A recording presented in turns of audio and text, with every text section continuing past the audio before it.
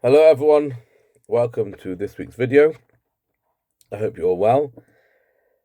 As you know, we're currently in the wave of Omicron, but the good news is that scientists are discovering that it is less severe than Delta, and therefore we hope and pray that we'll be able to get through this as quickly as possible.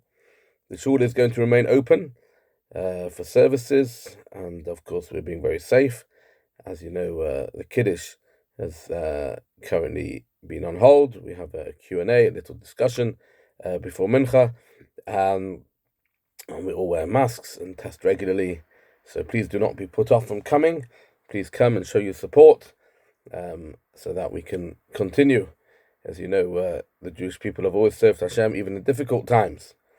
And that is, of course, one of the lessons from the coming out of Egypt, which we read about, starts the new book of Shemos, of Numbers, the story of the Jewish people in Egypt. We're going to start reading it this Shabbos, and Shemos really details how they descended slowly into a pathway of slavery.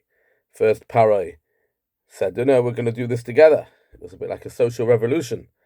We're all going to get involved. We're all going to do this. He took the first shovel and said, we're going to build this country and make it great. And then slowly, we just left the Jewish people doing it. And at first they were paid.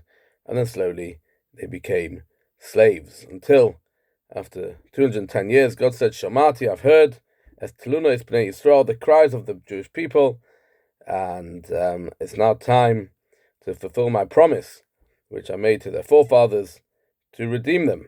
And we read of Moses going to the burning bush, where he encounters God in the holy spot of Chorev, of Mount Moriah, and God convinces him to take the Jewish people out. But it's interesting to note, when God took us out, we were at a very low ebb.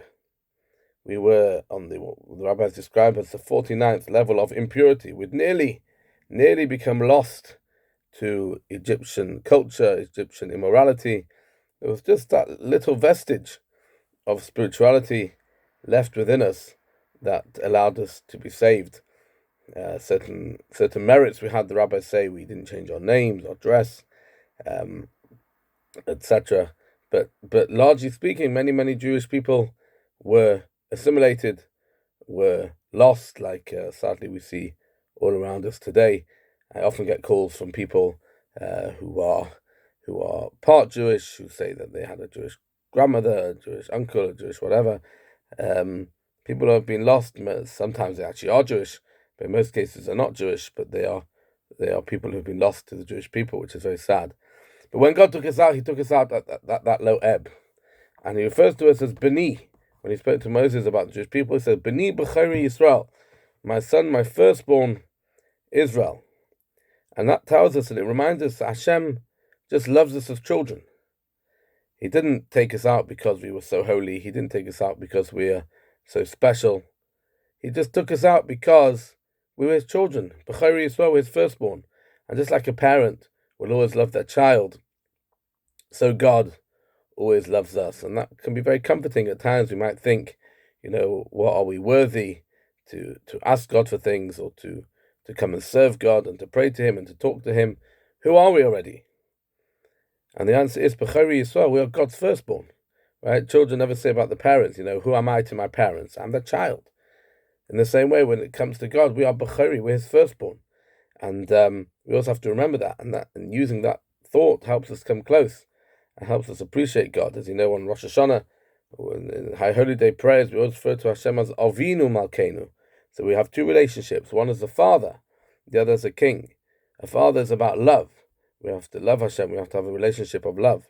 Malkeinu is about the kingship, about the glory and the majesty of God. And we have to relate to Him in both these ways.